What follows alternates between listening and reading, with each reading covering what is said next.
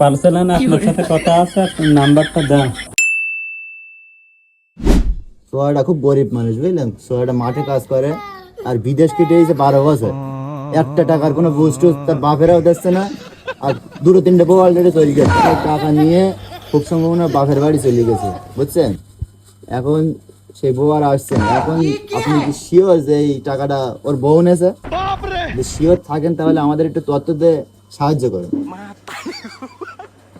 হ্যাঁ ঠিক আছে, আমি নিশ্চিত করার চেষ্টা করছি। আমি একটু আরো খোঁজ খবর নিয়ে দেখি, আর যদি নিশ্চিত হয় তবে আমি তোমাকে তথ্যটা জানাবো। একটু তাড়াতাড়ি একটু তথ্যটা দেন, আমরা খুব যন্ত্রণায় আছি বুঝছেন, খুব বিপদে আছি, আমাদের একটু তথ্য দিয়ে সাহায্য করেন। নিশ্চয়ই, আমি যত তাড়াতাড়ি সম্ভব তথ্যগুলো খুঁজে দেখব এবং তোমাদের সহায়তা করব, যাতে এই বিতর্কটা দ্রুত সমাধান করা যায়। বেনাপোল গয়রা গ্রাম, যশোর জেলা আর সারসা থানা। বাড়ি খাদ্য দিচ্ছে না, তার ঝেঁটা দাদি মারছে, তার বাপ মা খুব যন্ত্রণায় আছে। সেটা দয়া করে স্যাটেলাইট ফিট করে আমার জানান যে 5,000 টাকা চুরি করেছে কিনা।